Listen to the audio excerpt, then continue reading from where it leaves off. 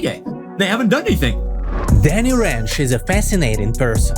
He was raised in a religious cult and became one of the highest-rated chess prodigies in the US. The unique experience of the fact that the cult leader, for lack of a better term, was obsessed with chess. Today, he's the chief chess officer of chess.com, a billion-dollar company. Social media, chess.com, short clip highlights, Magnus is late to the game, funny moment, emotional hug, Gukesh and dad. We've discussed the hottest topics. How many top GMs have cheated? When will we see a Magnus versus Hikaru match? And what Danny really thinks about Hans Niemann. Hans continues to lie about how much he has cheated, where he cheated, how he cheated, and why. We've also discussed how to 10x the number of chess fans worldwide. And we've played 2 crazy Blitz games. Do not miss this. Uh-oh. Did you just checkmate me? Gosh, we're getting deep here. Hello, I am under the water.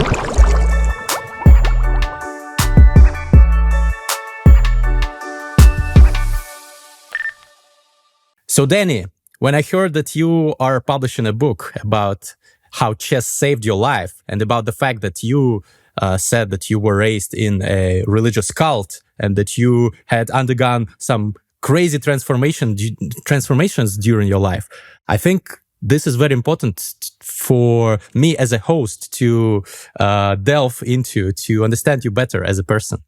How much has all this shaped you? How many percentage-wise, what would you say? How many percents of your personality are due to this childhood and young years? Thanks for the question. Thanks for having me.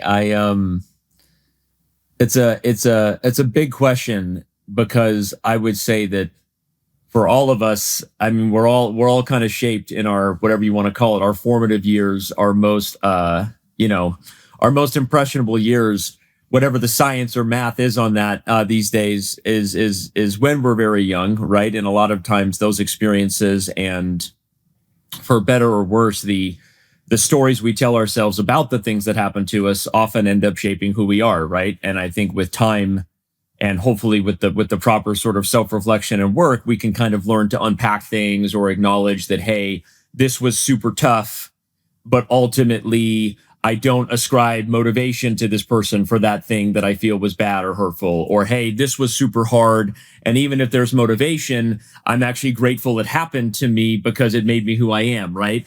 Or somewhere in between all that, right? I think it can be a real kind of, mind warp for people when you start to acknowledge that in some ways the traumatic challenges that you may have been faced with were ultimately not just a part of who you are, but in many ways, maybe you're even better because they happened.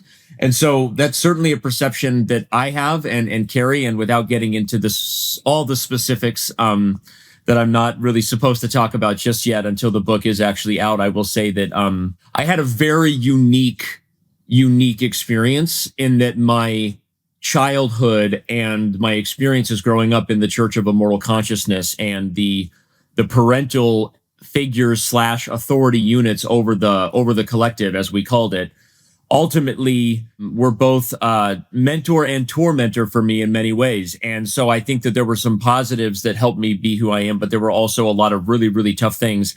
And in some weird way, it was exactly what I needed in order to be on the path of being not just a chess player, but ultimately, I guess, someone who became a chess person. I don't know how to describe what it is to be a chief chess officer, a chess businessman, a chess ambassador, someone who basically has been in the game longer than he can remember. So that's kind of what happened. And again, I'm dancing around a little bit because I don't want to reveal too much, but I will say that the unique experience of the fact that the person who led the collective, the cult leader, for lack of a better term, was obsessed with chess. And if you do the math on the fact that somehow some accidental idiot named Danny Rensch is one of the helpful, at least as I see it, parties who helps do things for the chess world, is only there because there was a collective leader who was obsessed with chess. That's kind of an interesting story, right? And that's a little bit of the high level of my childhood and the experience of growing up. And to answer your question, how it shaped me, I guess. Wow, I thought that chess was like a means to escape the atmosphere you were raised in. And it turns out that the cult leader was like also in chess. That's again, it's a little bit, no book is good without some twist endings, right? I think that the thing I just said, that sometimes the people in our life who affect us the most serve as both mentor and tormentor at times. I would say my relationship with the game of chess has been similar. I think that chess is this, unsolvable puzzle, yet there's always a right decision, and it's your choice in terms of how and when and why you choose to be accountable for games that you lose versus making excuses, right? I think chess is a scary game for people. That's why it's so good for young people, because it is this ultimate exercise in accountability and self-responsibility. Because when you lose, this ain't no team sport. You don't get to point fingers at anybody else, right? This is a process and self-reflection. And so chess itself can also be something that tortures you, but also is there in all the right ways to kind of make you be the best version of yourself. So yeah, there's some ups and downs, and there's some twists to it. And I do appreciate you giving me a chance to talk about it. I know we're going to get into a lot of other topics today, but it's been a very long ride writing this book, and one that at times I wondered what in the world I was bleeping doing, sharing my life in the way that I now I can't take it back. It's out there. And so it's I think it'll be interesting as I continue to talk about it, and I'm looking forward to this year. I'm definitely looking forward to getting hands on your book. And yes, it is available for pre-order for everyone interested. We will leave a link in the description. You mentioned the role that chess can play in a person's life. And there is a very popular question, and many people answer it differently. What is chess for a person? For someone, it is art. For others, it is science, or more of a sport. So basically, you, as you already said, are a chess guy. You've been doing this in different capacities, but still throughout practically your whole life. So what is chess for you, and how it has evolved for you over the years? First as a child prodigy, one of the strongest chess players in the USA, and now as a chief chess officer. Gosh, we're getting deep here. I don't know that I came prepared to answer that question. What is chess for me? Let's see. Chess, I think in some ways I will answer with where I've arrived, because it wasn't always this way for me. Chess is a game. And I think in developing a healthy relationship with the game of chess, I've learned to sort of put it in a bucket, which is that it is just a game, and it's a very fun game. I believe it's a cognitively beneficial game for people. There's all kinds of reasons to believe that, I guess if it's chicken or the egg, smart people play chess or chess makes you smarter. I think either way, the correlation or causation of that means that, chess is good for people, and I think good people make the world a better place. So I love chess as a game. I love that we have an opportunity to build a business around a game itself. But it is just a game, and I always want to say that, because we all can make it much more than that. And so on that note, I would say that for me at times chess has been an obsession, and an unhealthy one. As I said, chess was both mentor and tormentor. Chess was also the thing that, in some ways, did become a bit of a North Star for me, as, something that was always more than a job. It was always more than a job. If you want to say that I felt like myself, again, in both healthy and unhealthy ways, unfortunately, has always been wrapped up a little bit in the game. And I think, for me, where I found my why, if you will, my sort of sense of purpose within the game of chess, and then ultimately the businesses that we've been able to kind of build around it. I think that, chess is a game that serves people well when they play it. And I think that, like I said, it's good for kids. It's good for young people for all the reasons I won't go on and on about. But I think it's good for everybody. And so I think that, the opportunity to kind of bring the game to more people and to serve the community has become more than a job for me, and it always has been. So using words like purpose or calling, or a little bit kind of like you start to tap into the metaphysical lanes that, I don't mean for that to sound like in any way like it was, like meant to be in some way. But I will say from a very young age, all I knew was chess, and all I knew was this idea that I was going to try to at first be the best chess player I could, and then have the biggest impact within the chess community that I could.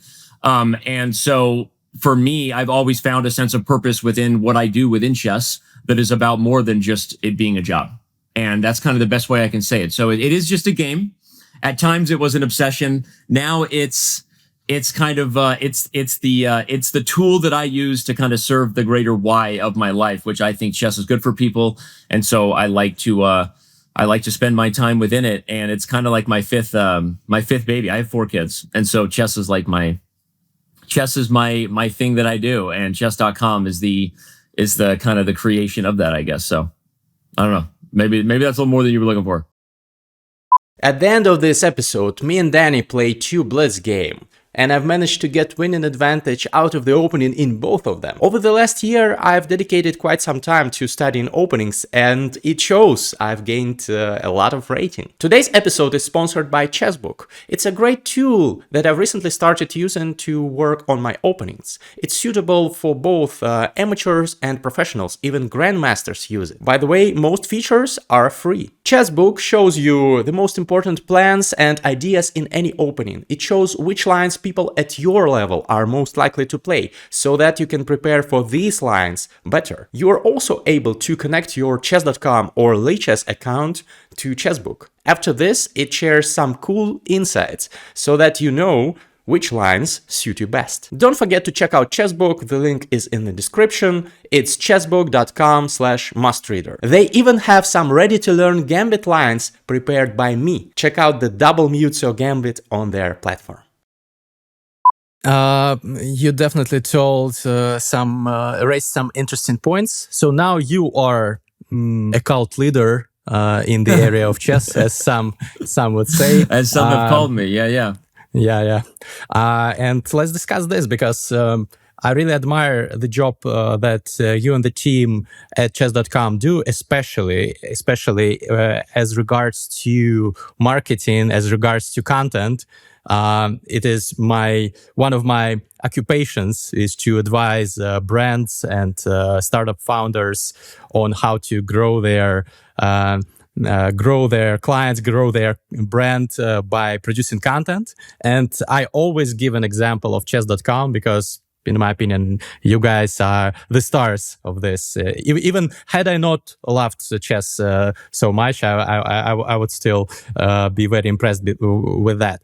And I think that it's not very common, and especially it's not obvious for people who are not very deep into chess, that chess can be this fascinating, exciting show, that lots of great content can be made about it, that it's not just a dull game. So what I wanted to ask is the sources of inspiration, because I'm sure you guys have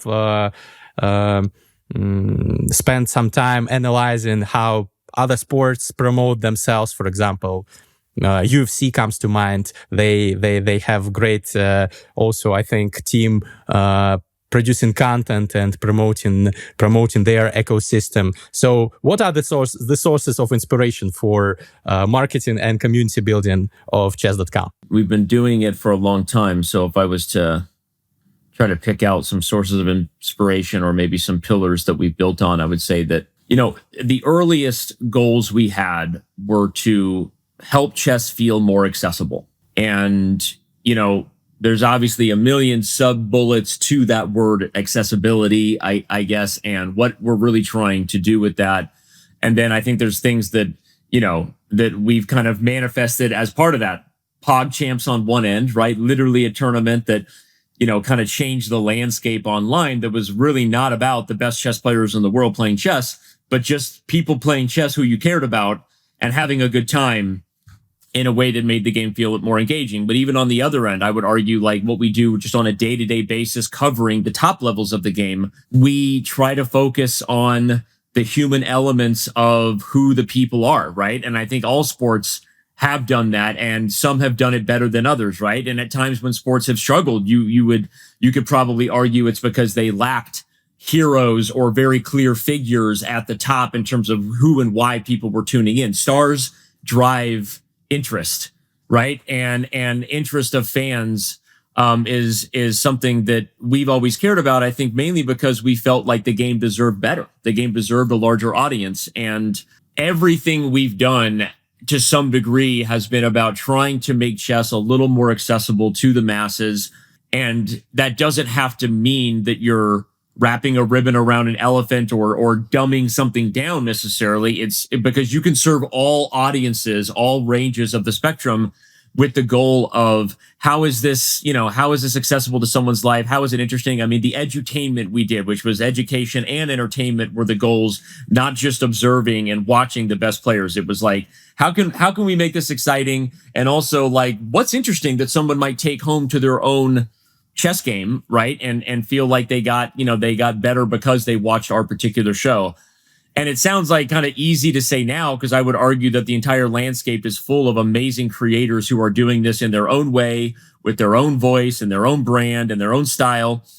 But I would argue that if you go back, 15 years even and more, and I do talk a little bit about this in my book, in some of the early days, we were sort of mocked as the pioneers of just, popcorn chess and what the hell is this? And this is like kind of crazy and whatever, because we did make much more of an effort for our shows not to be what you saw with traditional chess commentary, which was a little more quiet and reserved, and frankly, sort of just, I would say, admiring the brilliance of people who are sitting there for hours and we have no idea what's going on in their head. And our goal was to be like, hey, we're going to really lean into every area we can to help people understand what we think is interesting about this particular person, what we think is educational about the particular position on the board, and why they might care. And everything we've built into our content, from social media funny moments where Hikaru makes an odd facial expression, to capturing the moment of Gukesh hugging his dad after winning the game, like, that matters more than the game. Like Gukesh hugging his dad, right? What that means in that moment, not just to that family, but the entire country of India. And I think sports have always done a better job of this than chess. And frankly, chess just kind of almost, I would argue, for years, kind of got off on the fact that it was inaccessible. They kind of got off on the fact that people thought they were just intellectually elite and no one could understand them, and kind of just appreciated and liked the idea that this was like a very feast or famine culture, where if you're competing for the world championship, great, but everything else is kind of less than. And our goal was just the opposite of all of those points. And so I think that, that obviously, that kind of attitude, it's a little bit humorous, a little bit edgy, even a little bit self-deprecating at times, to actually do content that isn't just about, celebrating the brilliancies, but also celebrating the blunders and acknowledging that we're all human. All of those things kind of got into our content. Those were the seeds that were planted very early. And as we grew and as the opportunity to kind of tell more stories and have even more fun. And now we take cues like, you look at Duolingo does hilarious stuff. And for a company that's really about learning language, their presence on social media is just all over the map. They probably push the envelope even more than we do, in some crazy ways. And you look at UFC, I think that has gone from super niche to now a sport that people care so much about. Even those who maybe don't even like the live fighting itself, they love the storytelling and they appreciate the journey that these guys are on, guys and gals. And so I think that that's what it's all about. And that's all we've been trying to do, is take cues from every sport in that way, and not necessarily, lean into the things that chess is already doing well. Like, it's already really, really, hard. And we can appreciate that it's difficult to be at the pinnacle of the sport, to be a brilliant chess player. And so, we those things can be there, while we can also lean into trying to help the game be more accessible. And that's always been our goal. What do you think? Which type of sport, or maybe esport, should chess people who do media, who do streaming, or any other types of content about chess should learn from? Should chess commentary be more like, I don't know, UFC commentary, or tennis commentary, or, I don't know, cyber sports?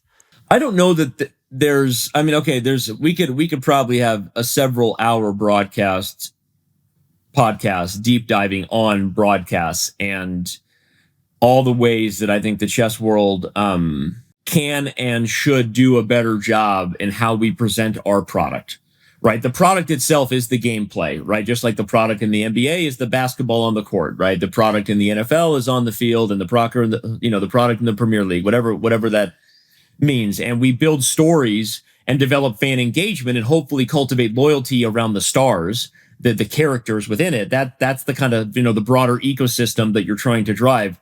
But the core product itself is still chess, which is going to be different than other sports. And I actually don't know that, other than the things that we've already been trying to lean into, I think that there are ways for the game to be, yes, a little bit faster in areas where the quality of the play doesn't have to be sacrificed as much as people think, while we can still appreciate that it's a hard product, just the core product, to bring to large audiences when you have hours of unpredictability. It's not even just hours of silence. It's hours of unpredictability where you don't know when and how something's going to happen. And as I've been educated and had conversations with larger media companies and some of the biggest, distribution platforms in the world, it's just the truth. Those are the conversations we're fortunate to have in our position as they come into the chess market. And a consistent piece of feedback I've gotten is that it's not even so much that it's long, it's that it's unpredictable. When you have a show that can be over in an hour or over in 7.5 hours, you can't build broader programming and distribution around that type of experience. So you have to lean into other kind of ways to package up that content. But like I said, you're asking a very big question, and I have a lot of knowledge, in some ways, a lot of jaded perspective that might be a little more cynical than certain parties within the chess world really want to hear, because of what I've kind of learned about what it would really take. At the same time, back to the initial question, I think from a commentator perspective, I think a lot of the commentators do a pretty good job. And I've actually talked with a lot of professional, both shoutcasters in the esports world and broadcasters in the mainstream sports world. For those who've actually engaged with our product and seen what it is to be a chess commentator for hours on end, and they've been often very impressed with the idea that we have cultivated people who can go both ways in a lot of times. What I mean by that is people who can both be the expert analysis and drive traffic and create a little bit of a momentum. I think we have a lot of very talented individuals who can do it, but sometimes the product itself being unpredictable, or the broader kind of way we're presenting it, doesn't always do the commentators justice in regards to what everybody's role should be to create that Mike Breen and, Mark Jackson and Reggie Miller kind of thing, where everyone knows their role, right? It's a little bit hard when we have so many other issues to solve. And that's what I would say. So I don't know that we want to talk about broadcasting for hours and hours, but I will say this, the current product itself, when it comes to classical chess, will never reach larger audiences ever. And that's okay. The internet is an amazing audience that we all love. And I love playing classical chess. I love everything that we're doing. All of the very rabid, albeit religious fans who want to have something to hate on will attach to that comment, and great, right? I gave them the fuel they want. But the reality is that is the truth about that product. At the same time, I would argue there are ways for us to find things that can evolve the product without inherently saying that it can't be high quality chess. And that is the thing that I am interested in doing, because I believe that if we can increase the amount of people interested in the game, ultimately more people interested become players. Interested becomes a player, and then a player becomes someone who is regularly engaged in the community. And I think that more people will continue to appreciate all the benefits of chess, from the fastest of time controls to the slowest. But I am interested in trying to find ways for the game to reach larger audiences, and there's just a very long conversation there in terms of how to get into that. I'm also very interested in that, being an interested party producing content, obviously. And if more people get into chess, that would be fascinating. But there is a problem, as you already indicated. It's hard to get more people into classical chess. Can you get 10x more people into chess if you make it, more entertaining, faster, more structured in terms of broadcasts, like you guys do, for example, with limited time per speed chess match, stuff like that? I think you can, and I think we will, and I think we have, right? So in reverse order, I would say the evidence is there that we actually have over time, and we can do more and better. That's not saying like in any way that I feel like we've reached the peak of what chess can and should be. I mean, we innovate, adjust, and where appropriate, try to partner with those who are interested in the same goals we have every year, all the time. That's one of the main things I'm doing. So I think we have grown the game more than people ever thought we could have. I think we can do more, and I think we will 10x the community again. I think it is going to happen. I think there are so many exciting things in the works, and I would say that even though I gave a little bit of the negative kind of perspective, that's not necessarily what I mean. I mean, I think that chess, if we continue to build the ecosystem and tell stories, and there are great ways for us to present the highlightable moments, you can in some ways have an ecosystem that might forever have a backbone that is classical chess, while the broader ecosystem of creators, Levi Rosman, Gotham Chess videos, social media, chess.com, short clip highlights, Magnus is late to the game, funny moment, emotional hug, Gukesh and Dad payoff, right? And then there's other maybe faster events that come in with it too. Like there's ways for the entire ecosystem to work together. And so I would encourage people to not be dogmatic or put what I say into like a black and white bucket. As Obi-Wan says, only a Sith deals in absolutes. I love classical chess. I love playing classical chess. I am a classical chess fan. Maybe the highlight of my career was covering the Classical World Chess Championship with Fabiano Caruana and Robert Hess in my office at the chess.com headquarters. Like I personally love that kind of commentary. I was at Norway Chess last year in Stavanger, really had a great time. And so all things can be true, and emotionally intelligent people should be able to hold competing truths in the hands at the same time. It is true that we can love classical chess and acknowledge that the product itself is not capable of growing the game by itself. It is not. Like those two things are actually true. And at the same time, what I would say is like, you can tell great stories, highlight real moments, short verticals, great recap breakdowns, and provide other types of events that might be feeder systems in the Twitch and YouTube audiences to serve kind of more of a broader bubble. And that's kind of where I've come to this year in terms of chess.com's goals, is like, we want to partner where possible, wherever possible, and with people who share our vision as much as is appropriately so. And we want to continue to invest in the broader, I guess, stories that drive fan interest and engagement in the long run. And we're going to continue to put all of our efforts and resources into the properties we really think reach our audiences best, which do happen to be faster. I mean, look, we have 20 million games played on chess.com, and I'm telling you, they're not playing 60-minute games, right? They're, you know, so we do products that I think are the most interesting for the core audience we have. And then we'll continue to see where the game goes. I think that broader media like Queen's Gambit and other types of things that will come into our game will continue to grow the bucket of people interested. And maybe those are the things that we should be focused on right now, rather than engaging in what seems to be this sort of religious debate about classical chess versus that. I can love classical and acknowledge that I do not believe that FIDE is evolving the game enough. I believe there are other issues there. I've said it on the record before, so I'll just say it again. Every other major sport revisits their rules and makes the game faster. The NBA is about to go to 10-minute quarters. The NHL just switched to 3 men in overtime without even letting you know. They just did it. You know why? Because it's better and it's more fun and it's a faster overtime experience. The NFL adjusts their rules every bleeping year.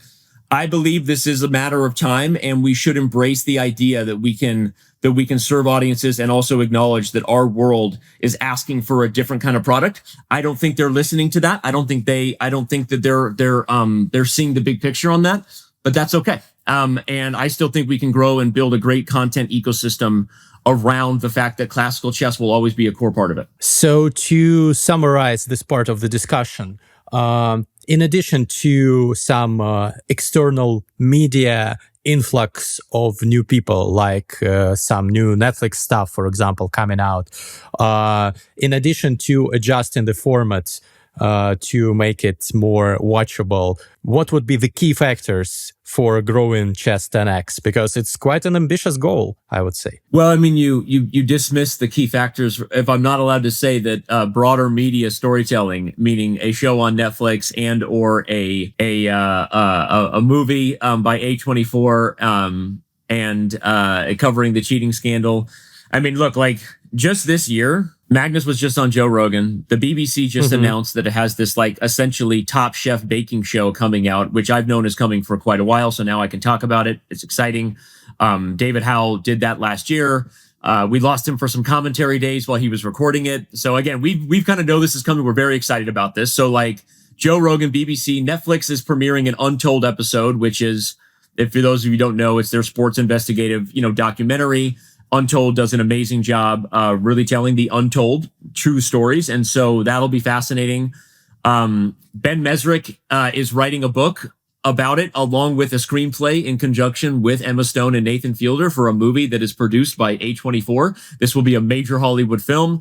My book has a lot of juice behind it from Hachette. Thank you to my partners there who have put a lot of resources into making it probably one of their top titles this year. It'll be in stores, and it will be a book that is obviously reaching audiences that are much more broad than the chess community. And so those are just a few things, and there are other things coming that I think are going to pique the interest about not the game itself, but the broader world that we live in and the fascinating characters. So those are things that are happening like this year.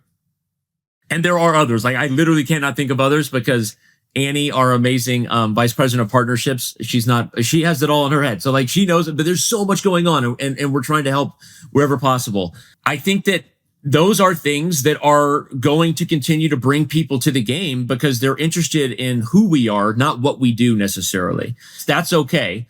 As far as the product itself, like I said, I think that what the game needs to do, I think we're doing a great job of it. I think the creators know exactly how to reach fans and engage with those potential fringe chess enthusiasts. They're doing it all the time. I think the game itself is more accessible than ever because everywhere in the world is only coming more online. Smartphones are being made more readily available. Infrastructure is being more stable. Fast internet, right? So like the answer, Greg, is like this is going to happen regardless. The world is only going to come more online. Infrastructure is only going to be more stable. Speeds and AI and things are only going to get easier and more fun. People are going to have more reasons to care because of broader storytelling. And the events themselves, which is what our kind of niche community focuses on, like your audience and a lot of the people who would, give a flying bleep about this conversation, a lot of people focus on that and they look at the viewership number of classical versus the speed chess championship versus freestyle. And that's all interesting, but a lot of it is serving the same audience who we have sort of already cultivated over the years. And in a lot of ways, they kind of love chess no matter what. Like they love it. And they might have fun debating in the war on Twitter about the SCC versus classical chess. And it's all great. It's interesting conversation. But the truth is, those people are already fans. They love the best chess players in the world competing for high stakes, period. Whether it's 1 minute or whether it's 6 hours, they have their favorite. We all agree that 6 hours is like better quality. Sometimes the Bullet Chess Championship is a ton of fun. But the truth is, like fans of the game who are already in that bucket, they already like it. And I have too much to say about what I think we would have to do a deep dive. Like if you want to do like a 10-hour show where we watch everyone's content and say, I think Levy could do this better. I actually really don't like how the freestyle broadcast, does this. I look at my own Speed Chess Championship and go, this was a really bad way for us to present Time Crusher. Like I could do that, right? But that's like, I don't know. You know what I mean? That's like a broader conversation. I think overall, a lot of us are doing really exciting stuff and we're on the right track, and it'll be fun to see what happens in the coming months and years, I definitely will. You mentioned events where top GMs clash against each other. And I've also heard you say, I think you told this to Ilya Levitov in the podcast episode with him, that chess.com will have fewer events in future, that you will not continue some of the events. So the question is, probably you will still have some, and you will have some banger ones. Will there be a Hikaru versus Magnus match? So first of all, I mean, at the time when I did the Ilya Levitov podcast, shout out to Ilya, had a good time. The news about the downscaling, if you will, of our Champions Chess Tour hadn't hit. And the reality is, at the time, we were actually considering whether the tour would continue at all. And that was what I forget when I talked to Ilya. I think it was in October, around then. Mm-hmm. So I'm actually really excited because the truth is, for my view at the time, I thought the future was even more bleak because we had reached sort of a point where we were looking at all of our properties in 2025, combined with the fact that I don't know if you've looked at the 2025 calendar, do you realize it's like absolutely insane? Like it's more events than ever. And so we were being realistic about the fact that we started the Champions Chess Tour the collective we that is now one, the Play Magnus group of companies, Chess24 and Chess.com collectively started investing in higher stakes online chess around the pandemic. We were both serving the community at a time of need and taking advantage of the business opportunity. That's the truth. And I think for people who like look at it in like a vacuum now, you're missing, I would argue, the big picture, which is Chess.com and the Speed Chess Championship, and I guess the Title Tuesday. Those are the OG properties. We started doing those years ago, and we were doing those long before the chess booms in the pandemic, right?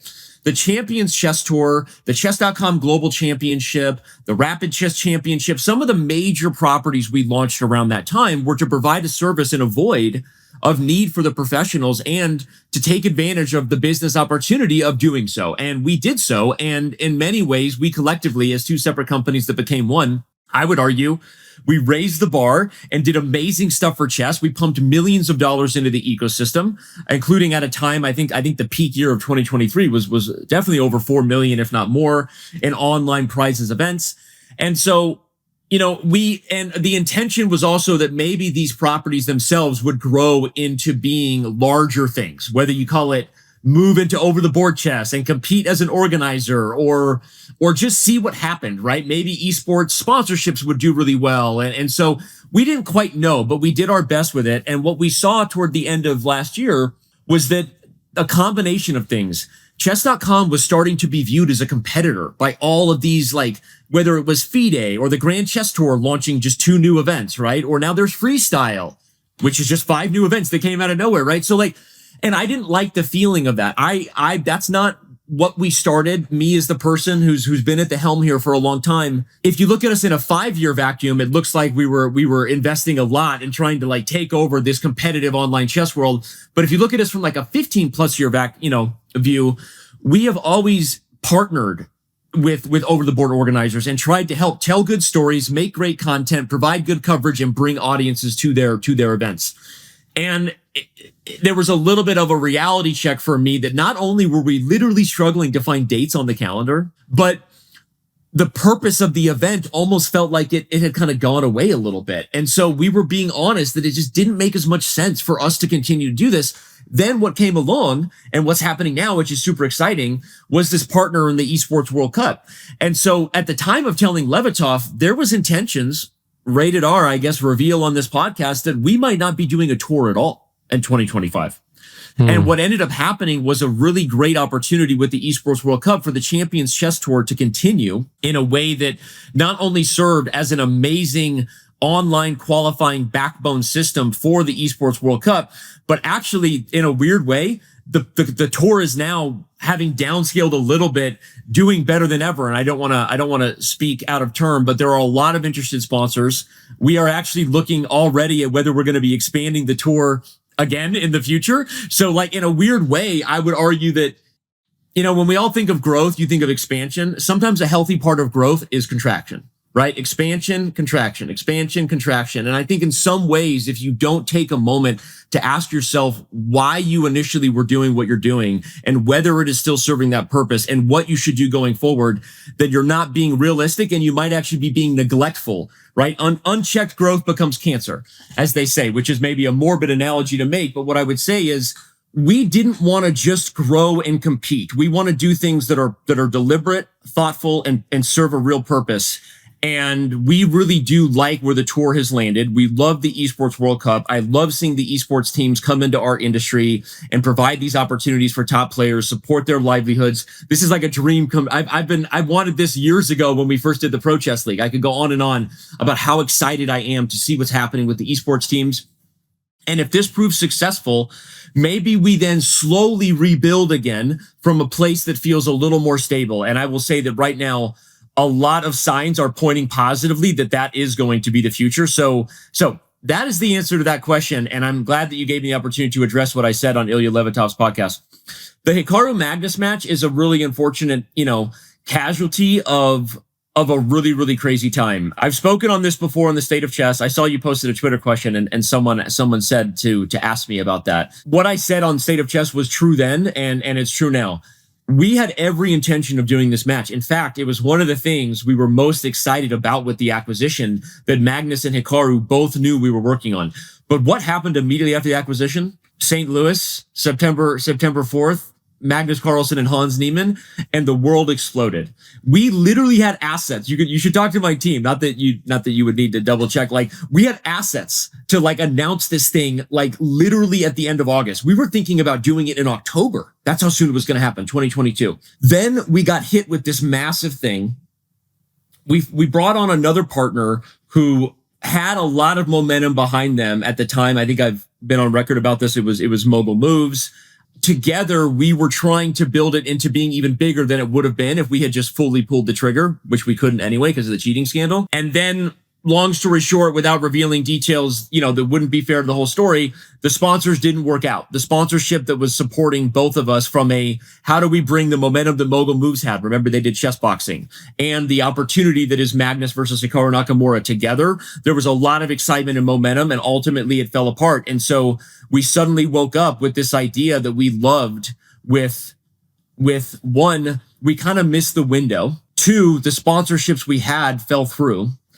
And three, when I was really honest with myself, you know what had happened over the 2 years since the cheating scandal? Magnus and Hikaru had played a ton. In fact, I think they played in 3 speed chess championships in the final. So the novelty of this idea that Magnus has been sidelined on Chess24 and Hikaru is Chess.com's guy. Let's come together and make an awesome chess baby of a match, right? This was the idea, right? That whole idea had gone away in some way because they had already played a ton. And so it was super unfortunate timing of the cheating scandal, super unfortunate sponsor dollars that did fall through. And then the responsible reality check, which was, you know what? This probably isn't even as exciting as it once was. And so we decided to pull the plug, and that's what happened. And I literally cried about that multiple times. It was super unfortunate. It damaged my personal relationship with both Hikaru and Magnus for a little bit of time, because I was so excited about making this happen. And Hikaru and I did the lie detector video where he said that, right? I think we've gotten through it more than a few times over. And I would argue our relationships are in the best place they've always been. And I think they've understood with time that everything I said was true, that we tried our best and it just didn't work out. But it was unfortunate. And so there is Chess.com's long rant on where we sit with our event strategy, what happened with the Champions Chess Tour, what I said to Levitov, and why the match didn't happen.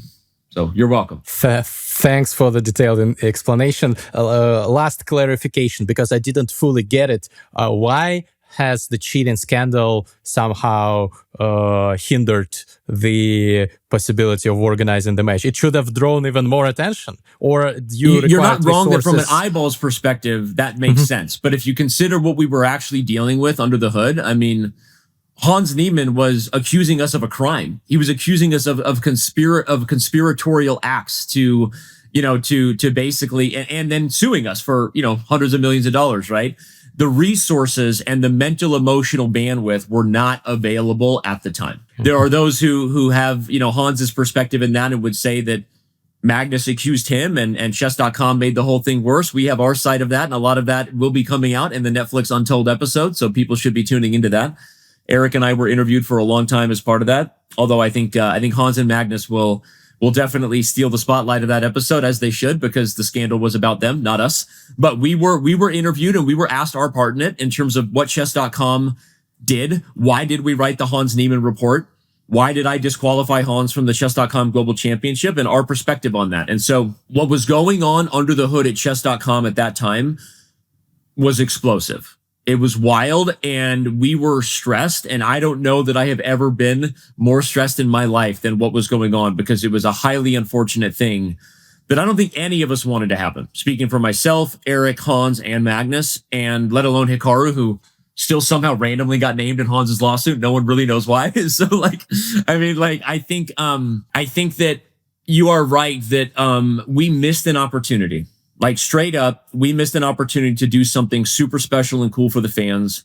I ultimately take responsibility for that because it was my kind of idea, and I was the one who put the cart in the motion. But and then ultimately who pulled the plug. There's too much behind what was going on to say that our team had the resources to do it. And I will say, I'll just say this one last thing. The other thing that got confusing is because we unfortunately missed the window and our resources were distracted and we were in the middle of this lawsuit.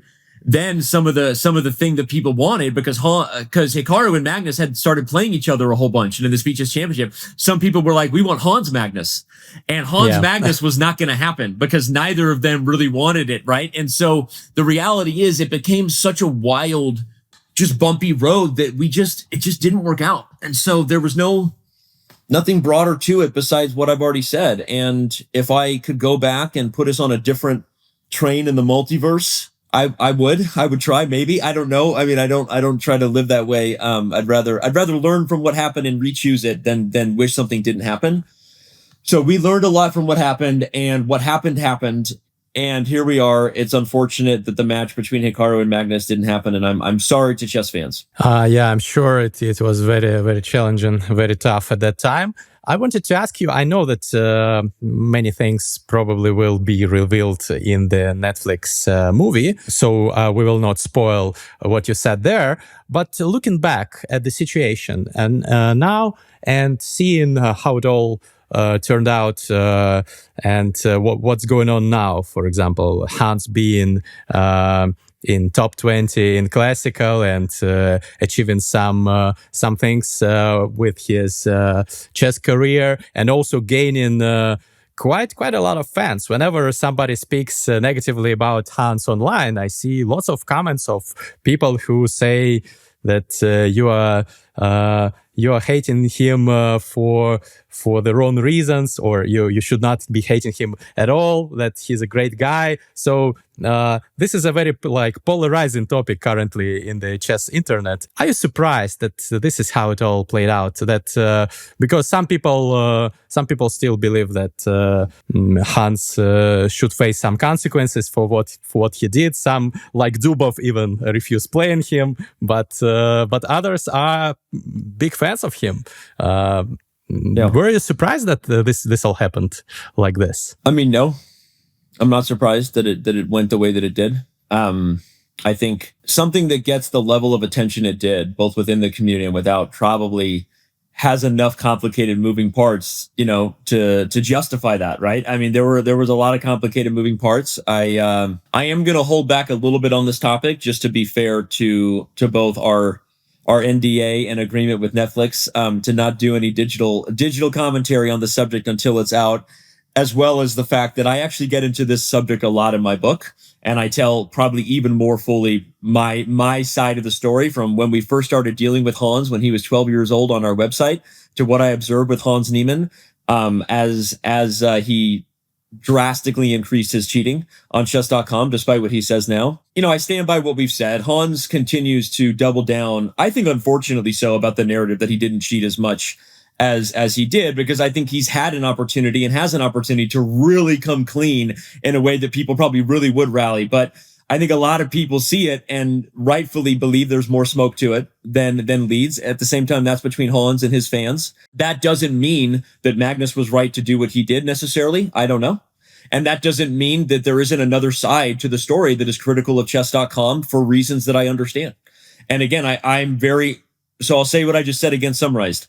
I understand why people are critical of chess.com and myself, as it was ultimately my decision to not only handle Hans Niemann's initial closure the way I did, but also remove him from the chess.com Global Championship. I understand why people don't like what Magnus did. I didn't think it was a good idea. Whether Hans was cheating or not in that game or otherwise, I didn't think it was a good idea for Magnus to do what he did. And I also believe those things can be true, while also being true that Hans continues to lie about how much he has cheated, where he cheated, how he cheated, and why. And I think that is for Hans at some point to deal with or not. And so all of those things are true. I'm not even saying that you can believe them. I'm saying they're all true. I think I understand why people are critical. Probably there was a better way to handle it. Probably. And Hans continues to lie. But I think the specifics of the story are complicated And I get it. I get why it is. That's why we're here. Why Netflix doesn't do Untold about random stuff, dude. Right? I mean, this is a big deal. Like it's a fascinating story, and we'll see where it plays out. And by the way, Netflix's Untold may not even be the final word on the story here, because depending on what happens with this Ben Mesrick, Emma Stone, Nathan Fielder movie that is in the works, that might even end up with an even larger audience when all is said and done. And so who knows how the characters of Hans Niemann and Magnus Carlsen will be portrayed in that, right? I don't know, right? And I think it's interesting. And I get it. I understand why. If I could do it over again, there are definitely a lot of lessons I've learned. I'll say that, but I can't. So, and I also understand, if I'm having compassion for myself, why the Danny Rensch then did the best he could versus what I now know. And I get it. But I get why people are critical, and I get why it's a hard topic. And I genuinely want the best for Hans Niemann, for Magnus Carlsen, and for everybody in chess. And despite continued sort of double down on weird conspiratorial stuff, Hans is getting invites. People do want him in events. We have never treated him unfairly. I would argue ever, actually, but certainly not since the agreement. And we move forward. So that's the best I can do. Okay, thank you for this multifaceted take, like kind of a philosophical one on this topic.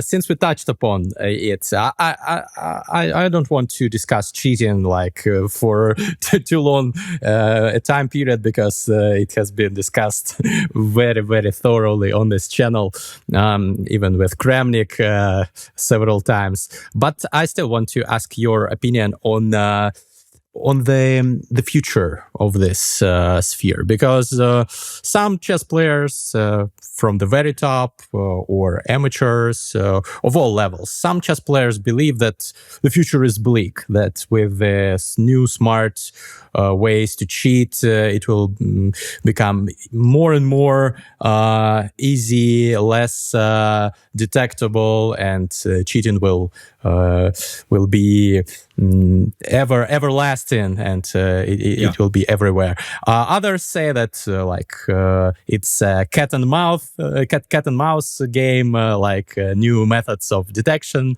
new methods of cheating. It will continue going, and you will try to catch cheaters more efficiently, and it will all be good. Where do you stand?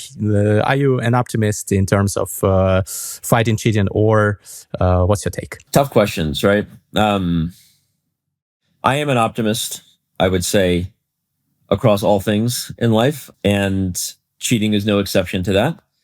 I would say that chess.com invested heavily in the crime scene analysis approach to catching cheating years ago, long before AI glasses, long before second devices were even as easy as they are now.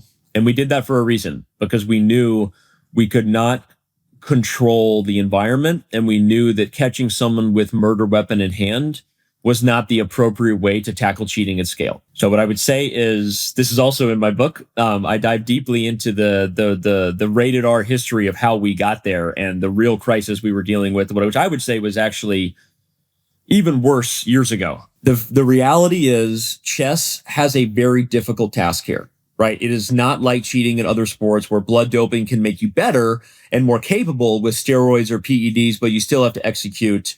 And if everyone's doing it, then it almost becomes level again, right? And it's not like getting tipped off with like sign stealing in football. Speaking of an Untold episode, they covered this Michigan sign stealing scandal recently, which was a great episode. I recommend people watch Untold, or baseball or whatever. To speak on American sports, it's hard, because when someone has access to a computer in chess, they have complete information and they just have the answer, the truth, right? And that's super difficult to deal with. And it's hard for people to wrap their head around how we can ever feel safe in that environment, right? I get it, right? And when you add that a strong player might be doing it, here we go. Like I said, we invested in the technology designed to catch grandmasters at cheating long ago. We have closed players north of 2750. Some of them have been shadow banned and remain. And I always wonder why people don't talk about this, because it's probably not as hard to figure out as people would think. Some of them get to come back after serving bans where people might have wondered, why was this person not competing in prize events? It doesn't mean that we're perfect. There are grandmasters probably cheating on chess.com in subtle moments and getting away with it as I speak. It is a difficult thing to do, but we are closing title players, about a dozen every month, including grandmasters publicly now, all the time. For some, that's not enough. They want more, and they want more transparency. For us, we want to act in ways that we know are appropriate and we can sleep at night. A lot of parents don't like that, because parents don't like when their kids get closed, and parents believe that, oh, how could that ever happen, right? But it's unfortunate that I've had email threads with parents that last 3 years where like a dad is doubling down. We were wrong. Here's the evidence. And no, he's getting better, this and that. And then he catches his own kid with the engine, and then he emails me and apologizes to me. Like, this stuff happens, right? Like, this is a super big deal, because it's around. And we've been dealing with it for a lot longer than it became, I would argue, a conversation now that I have found counterproductive, where it feels like some voices in the community are willing to burn the ship and everyone on it in the process of proving their point. And I don't agree with that. I don't agree with that approach. I actually don't agree inherently that the problem is as big of a crisis as they think. And I think we can hold opposing truths at the same time if we're willing to tackle it in an emotionally intelligent, nuanced way, which a lot of people don't want to do, which is there's probably cheating happening that chess.com cannot get, is getting away with. They are probably doing a much better job than we think if it was really this bad. And maybe we can find some sort of solutions to deal with it. So as much as it scares me when I see AI glasses and I see other things, we tried to take an approach that got us out of the worries of the weapon, of the method long ago. And that is not perfect, because at now, I would argue, over the board chess has actually fallen behind the online infrastructure of chess.com. And this is my opinion, because I keep calling on the top players, and I'll say it now, because I literally just said it to Magnus like 3 days ago in person. And I've said it to Fabi, and I'm like, when are the top players going to come together and demand that over-the-board organizers take this seriously? I have shown on record the type of devices that are available that can hide in plain sight. I have shown the opportunity for people to have RFT, which is radio frequency transmission, and other types of signal things going both. Like, we've done this. We've sent this to FIDE, and they haven't done anything. And I'm like, then you've got like the World Cup, and you've got people there with cell phones in the room. You've got very few people actually instituting broadcast delays in classical time control. You know that the Speeches Championship, our own championship, was on a 30-second delay last year. Most people didn't know that. You thought you were watching in real time, but no one can observe in real time. And so even for Blitz chess, while having physical arbiters there in people's houses and having all the things we do, we are taking this very seriously, because at least with a delay, you make it harder for a second gunman to contribute. And we have done a lot of investment into considering what it would take at each time control to properly help someone have an edge. For the Champions Chess Tour, I can tell you the delay is double that. It's a whole minute. So when fans are watching, they're watching a minute behind. Not a single second gunman is possible to contribute to that. So we're doing the best we can to inhibit the murder weapon, if you will, to use a bad analogy, right? I'm sorry for using the M word, but I'm speaking, candidly here. We're doing our best to inhibit real-time contributions from a potential, guilty party, while also doing what we've always done, which is focus on the data and allow the signal to give us enough strength to act in a way that we would defend legally. And remember, even the Hans Niemann lawsuit was not a lawsuit of claims necessarily. It was a lawsuit of defamation or conspiracies, right? So I would argue we have yet to not be willing to go all the way, despite a lot of threats and people hitting Reddit threads, right? And so I would say when we act, we do tend to get it right most of the time. And we're going to continue to act on data and do our best to focus on the environment where is appropriate and reasonable for chess.com. And I don't understand why the top players, I'm not saying they should demand of every event, but I think it'd be a very easy system for the top players. I'm going to clip and ship this when you release it and send it to Lavana, Ronin, and all of them, because I'm just you could say, hey, if it's this amount of prize money and players above 2750, we demand this level of cheat detection, which includes this amount of delay, this amount of security on site, this amount of RFT scanners, not just, your Amazon Prime 1999 one. That's what I would expect. And then if it's in this bucket, what would be reasonable is this. Maybe not the same, because by the way, doing all that costs a lot of money. Like, we spent a lot of money on security at the Speed Chess Championship in Paris. I can tell you that, to properly hire the right sort of like scanners and security firms.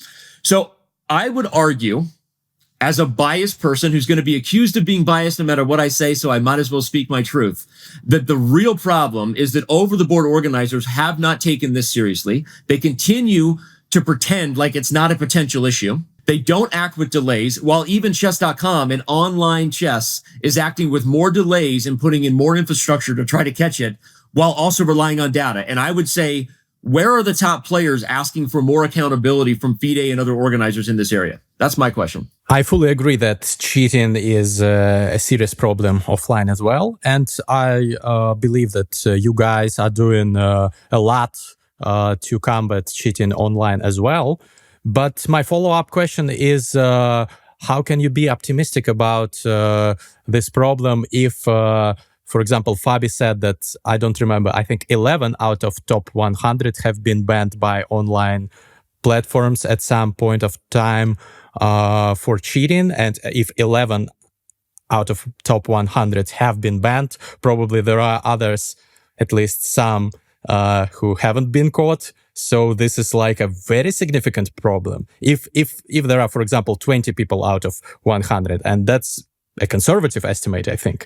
So this compromises like everything. I mean, maybe. I mean, I guess I would say I've been exposed to the dark side longer than a lot of other people. So I guess I'm not actually that surprised.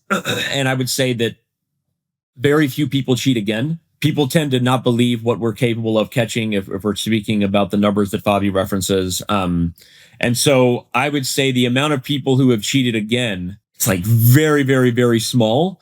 Whereas I would argue in other sports, the cheating doesn't go away. They just try to get smarter than the detection method. What would you say if at a time in baseball, if you weren't doping in the locker room, you were judged? Did the game survive that? Like, what happened with that? When it comes to blood doping and cycling, at a certain point, they were all doing it, which is why no one was dealing with the issue in the room, right? I don't know. I mean, I think sports have gone through these stages because there are those who, if given the opportunity for an edge, will look to seek to take it. And maybe chess.com didn't do enough here, as Magnus recently said on Rogan and others have felt, to hold people accountable in the public court, right? Call it naming and shaming. Right. And I think people have been critical of our approach to this and say that we have, in creating this sort of shadow banning, very kind approach in some ways too apologetic to the cheaters and not holding them accountable enough, that we have essentially allowed the problem to perpetuate. I would say that while that was a very complicated opinion to have if you sat in our chair, what I would say is, ultimately, in the end, we have come around to evolving our systems, which is why we are now closing people publicly, right? So let's say this. While I think there's a lot of reasons why we did what we did, I will acknowledge that if you look at our actions now, there's no way for me to deny that we don't in some way say that we were doing it wrong. Otherwise, we would still do it, right? So even though there was a lot of reasons why we did what we did, if I'm acknowledging that they're right, we could have and should have held people more accountable in the public court of opinion. The answer is we are now doing that.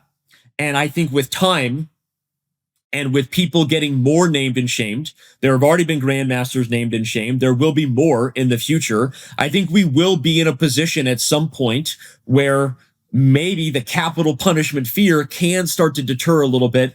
But I would say we will still see cheating. We will still see cheating. We cannot prevent it because it's existed in other sports again for years. And again, it looks different. So in our world, it feels different than their world, but I would say people have always looked for an edge, and there have been those who take the chance and are willing to weigh the risk of getting caught up against it. That is not going to go away. We face an existential crisis with the computer. I've said what I've said about why this is a bigger problem over the board than they're not dealing with it, and advice we've given that hasn't been taken. And I would say that the online community, maybe to some degree, contributed to the problem because we were not aggressive enough when people broke the rules. I get it. And we're gonna continue to do what we can now. And I think that there is reasons to say if we start to get more aggressive in the public arena, maybe over time that helps. That doesn't, you don't fix a problem that became a problem, over 10 to 20 years overnight. At least you don't do it responsibly. Right. And we're trying to do it in a way that is responsible. And I hope that we get there. But I do not ever expect cheating to go away. And that doesn't necessarily mean that the game itself is facing an existential crisis. That's my view. Thank you for this emotional take. I know that you've been thinking about this for a long time and working on this a lot. Was that emotional? I don't know. I don't think you've seen me emotional. I don't think that was emotional. It was passionate. It was passionate because your volume of your voice has raised, and I felt that it's a topic that's important to you, and it's super important to me, right? I mean, this is my life, right? And I love these guys, and we've known each other forever. Sometimes we have conversations where we helpfully remind each other that, hey, we agree to disagree about this particular player. You think they are cheating. We don't think we have enough data. We agree to disagree about this particular process. You think this, we think that. But let's not forget, we are all on this boat together, and we all want to arrive safely toward the shore of whatever that looks like. And I think there are those who, in the end, even if they're frustrated, there's enough equity in the relationship. There's enough of a track record where they can appreciate and respect that chess.com, while you may not agree with some of these things that I think I've been honest about, appreciating why people can be critical about it, has also a lot of evidence and a track record that we have closed people with means to come after us, people without means, people, premium members, non-premium members, top names, bottom names. Like we are not acting in any way other than with the goal of protecting our product. And we have to. Like, it's both in our business interest and it's our moral obligation. And I guess I get passionate because I feel like at times there are those who I think out of frustration or anger or maybe just a limited viewpoint forget that we're all on the same team in this battle, if you will. And so I do think that most people remember it, and we are all on the same page and team, even if there might be some disagreements on the effective way to get there. Okay, so we have arrived at the shore of this podcast, and that means that, as a tradition, we are going to play a Blitz game on chess.com, Okay. I assume. We're going to play. Okay. I'm going to start /match Mustreader Daniel Rensch 300 which is going to be 5 minutes. Here we go. And now we're going to go like this /B time -4. You and I are playing 5-1, my friend. We're ready. Here we go. Let's go. Game on. All right. 5-0. Okay. Now I'm not the fastest person anymore. See, I'm already getting nervous because of my bullet. So I'm just gonna be much worse here, and we're gonna have fun anyway. Interesting. Okay. I'm already much worse.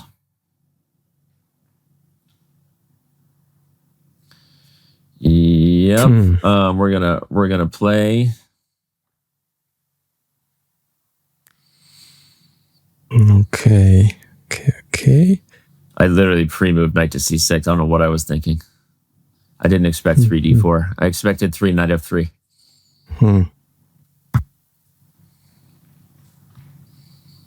So now I get to have the pleasure of working my way out of a super bad position against you.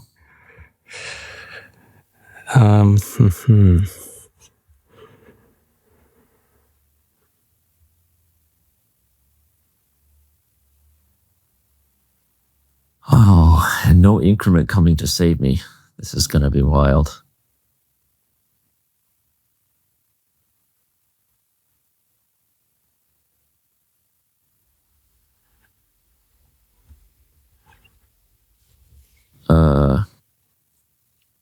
Uh-oh. Did you just checkmate me? I think you just checkmated me. Maybe. I think you just checkmated me. I'm going to let you do it and let you have a miniature against Daniel Rensch. There you go. Wow. Very nice. I got lucky. That was amazing. No, well, I definitely just mouse slipped my way into a losing opening, and I don't have any excuses. I'll play you again if you want without a mouse slip. Yeah, let's do it again because it was a mouse slip. Let's do it again. Okay. More fun this time, and I will slow down. You want white again? I can play black this time to make it fairer. No, we'll just do it again. I already typed it out. / Okay. B time -4. Okay. Rinse and repeat. Now that you've had your All right. miniature. I'm going to suffer now. Okay. Mm-hmm.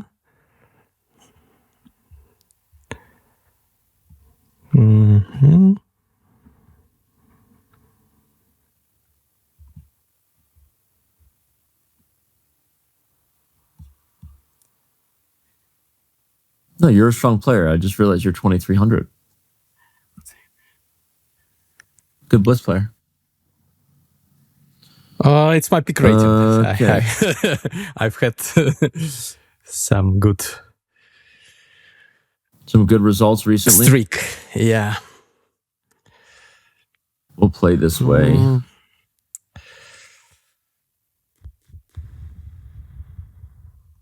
So you're playing well then. You're on your peak rating. Yeah, don't jinx it. Okay, this looks logical. Still not going to be good for me. You're just smoking me. I'm playing horrible chess right now. My 26-25 is not looking good.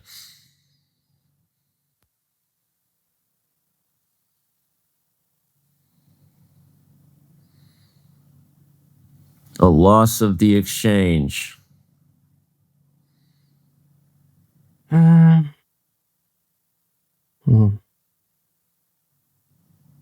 was a pretty fun miniature you had, by the way. Yeah, not thanks. every day you get a double check from me. You know, it's funny. I play more on my phone these days than I even do on the computer. Yeah, actually, I also often do that. It's fun. Okay, probably I shouldn't overthink it.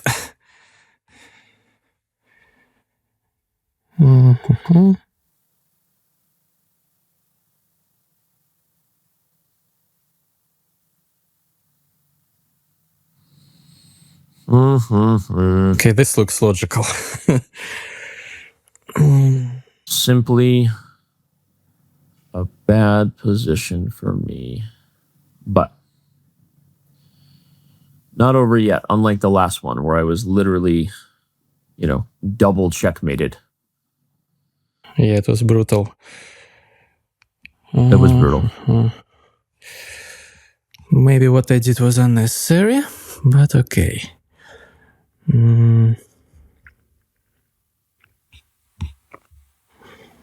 Yeah, you're back in the game now.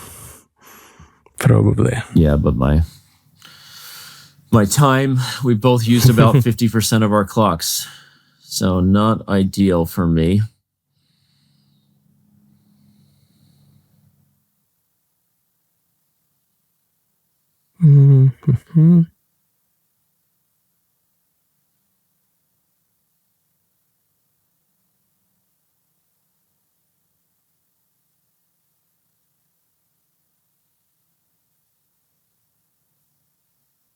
Wow. That I didn't think of. Okay. Maybe not the best. I don't know what I'm doing. I don't know. I don't know, Greg. I've only got 20 seconds, no increment.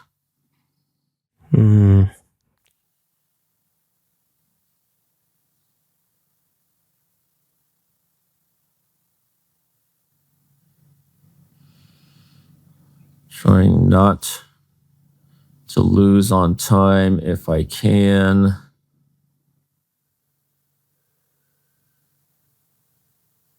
It's the best I can do. Don't have a very good feeling about that.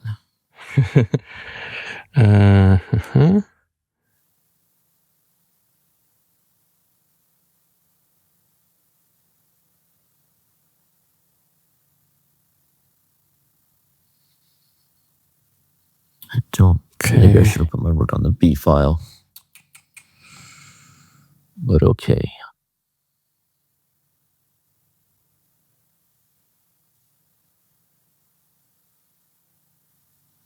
Yeah, I should have moved my rook elsewhere.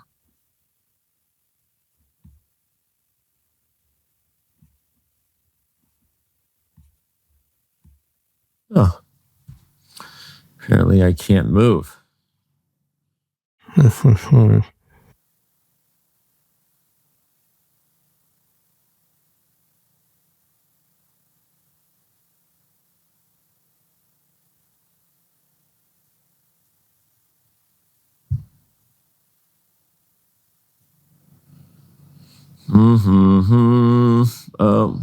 This is going to be fun. Okay.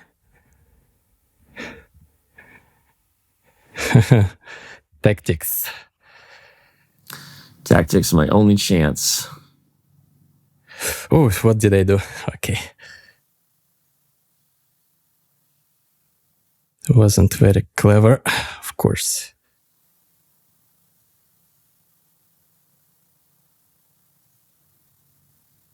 Okay. I lose. So Wow, you get I barely won that one for revenge.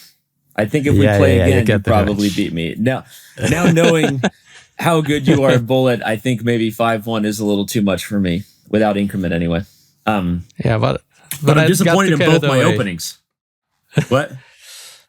I got too carried away with this rook sacrifice. But yeah, rook takes f5 was unnecessary. Unnecessary, yeah. You did get two bad very openings for me. bad position. It is so funny. Like, I really need to if we're ever gonna do the I'm not a GM speed chess championship again, like my mouse speed I feel like is slower than my thumb speed. Like I feel like I'm faster on the phone than I am on the computer. Which I know, like peak computer, you're certainly faster than on the phone. One, because you can multiple pre-move, like for sure. And two, I think people with the mouse are faster than you can be with a touchscreen.